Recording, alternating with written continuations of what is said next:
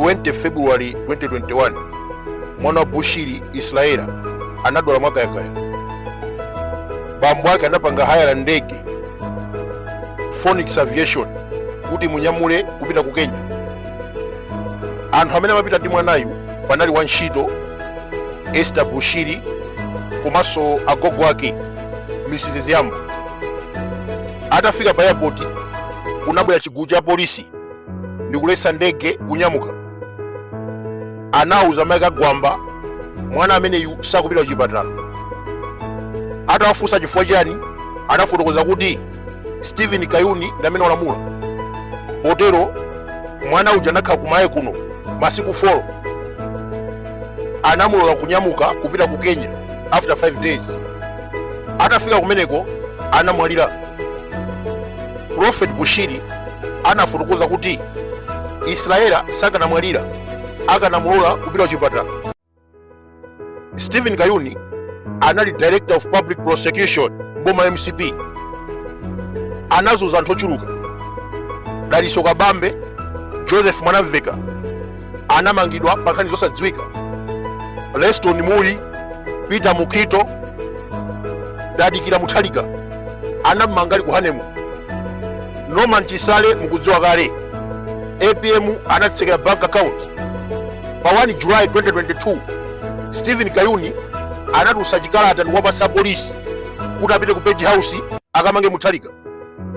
Mwachidule munthu ameneyu anali mmodzi mwa anthu ankhanza ku chipani cha Congress. Inalipo nthawi anamanga ACP Director Martha Chizuma. Nkhani itaphulika achakwera atuza kuti anthu amene amanga Martha Chizuma achosedwa ntchito, koma Stephen Kayuni sanamuchotse. Anampasa ntchito yatsopano Principal Secretary ku Ministry of Homeland Security. Kumenekonso anachita zonyasa, anazuza ma refugee. Endi ndiluze mtundu wa Malawi a Stephen Kayuni ndakana kwakhululukira. Mu December 2022 anatuma polisi banda kucha kukamanga Martha Chizuma. You know that? Thereafter President anakana kunena kuti sakudziwa chilichonse za kumangidwa kwa Chizuma. Same applies Norman Chisale amangoti kumanga lero akampasa belo kumangaso. More than 20 times munthu akungomangidwa. Ndelero anthu osewa akufuna compensation. Pali nzake wa Stephen Kayuni akugwira ntchito ku judiciary Nyamata mkono modzi. Atamva nkhani imeneyi kuti Bushiri wakasuma wamunipisa mtima akuti we Stephen Kayuni usadandaule tikuteteza. Komatu nayenso ali ndi milandu. Anazuza anthu ambirimbiri popanda chifukwa akumudikira. Apolisi amene amatumidwa ndi Nyamata mkono modzi Laudon Tindwa, Supriano osamangidwa. Nkhani yolanda katundu wa marefugee wamkono modzi kumukhudza. Ndiye akachita masewera kulera nkhani za Stephen Kayuni akhoboledwa mkono tsalawo. Mwana waine amakanidwa kupita kupangidwa treat mpaka na tinantu mwana atintumize ku Malawi. We sent our child here kunoko ku Malawi. Atabwera kunoko ku Malawi, boma la South Africa linalemba chikalata kwa Stephen Kayuni. Amene Stephen Kayuni yo panthawi imene yoyo anali I think DPP. Anakamba kukana kuti mwana waine apita akalandire treatment ku Kenya mpaka mwanayo anamwalira. Kodi mukanakhala inuyo mwana wanu akufuna kupita ku chipatala ndiye wina akumukaniza kuti mwana ameneyu asapite ku chipatala. Thereafter mwana uja wamwalira. How could you feel? Boma la Congress linapha mwana Bushiri. Ngati amapanga nkhaza kwa mwana waine mpaka na mwana waine anamwalira. You tell me. Anakwa chani mwana Bushiri? Ndikuzeni matenda madwala mwana amene si malungu. Anali matenda serious. Iniyo kumuona mukanamva chisoni.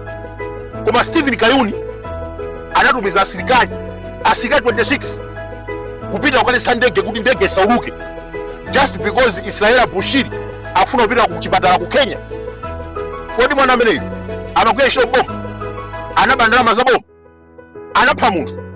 The answer is no. Ndi chifukwa chani Stephen Kayuni anamulesa mwana ameneyo kupita ku chipatala? Mwana waine amakanidwa kupita kupangidwa treat mpakana tinantu mwana atintumize ku Malawi. We sent our child here kunoko ku Malawi. Atabwera kunoko ku Malawi, boma la South Africa linalemba chikalata kwa Stephen Kayuni. Amene Stephen Kayuni yo panthawi imene yoyo anali I think DPP. Anakamba kukana kuti mwana waine apita akalandire treatment ku Kenya mpaka mwanayo anamwalira. A Stephen Kayuni muhamakhala muzisamala. Ndili munthu woipa. Zaka zonse munali ku Director of Public Prosecution mumazuza Malawi. Aliyense amene mumamanga kumeneko zinali nkhani zake zopusa. 2023 panali kagulu ka anthu kamene kanagula fertilizer ku bushani sanamangidwe. Ndalama za COVID 6.2 billion zinabedwa anthu amenewo sanamangidwe. Ena anagula fertilizer kuchipatala Vitumbiko Mumba anaba 5 billion kunokuma. Mwana wa Chakwera anaba ndalama ndikusanduka billionaire. Simplest Chwabanda anagula magari moto 20 hapa mwamba. In 6 months mukugula magari moto 20 kumugulira mwana. Can you imagine? Osewa sana magidi. Mama ake amakamanga Tadikira Mutalika anapita ku honeymoon. Wapangisa ukwatu wake kupita ku honeymoon. Anamutumizira a police 45 ndikumanga kwa sia prison. Norman Chisale, Dalisoka Bambe, Joseph Mwanaveka, Osewa aona zakuda ndi munthu amene. A Stephen Kayuni Mulungu akukhululukireni. Kumene muliko Mulungu akukhululukireni. Munazuza ine, munazuza family yanga, munazuza azibale yanga kuvutika because of you. One day chilungamo chidzaoneka. Chifukwa iwowo ndamene anapanga zinthu zabodza zimene anzawo akuvutika nazo today. Endi ndiluze mtundu wa Malawi. A Stephen Kayuni ndakana kwakhululukira. Ndinayankhula nawo pa phone through munthu wina wa ku MCP kupepesa a Stephen Kayuni kunipepesa kuti adandilakwira. Ndipo iwowo alilede kuthandizira kubwera kuza kupepesa ineyo ndikunena pano pa mtundu wa a Stephen Kayuni nkhani ndikunama mubwere pano pa Zodiac muzanene kuti Chisale amanama.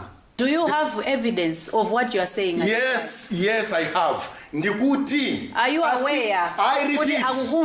I repeat. Mukulankhula kuntundwa Malawi mpaka nema hapa. I repeat. Amalawi ngati Stephen Kayuni akukana ndikumpatsa mwayi apite ku koti ndikumpatsa mwayi abwere muno. You have evidence of what you are saying? I have evidence. Ndipo amapita kukauza anthu enacha koda chimwene yake sada ndikhululukire ndende kuti yankho yake sindayankha amene mukwatuma chanso ndikuyankha pano pa TV. Stephen Kayuni sindiza kukhululukirani moyo mwanga ndimapemphera of course koma sindiza kukhululukirani.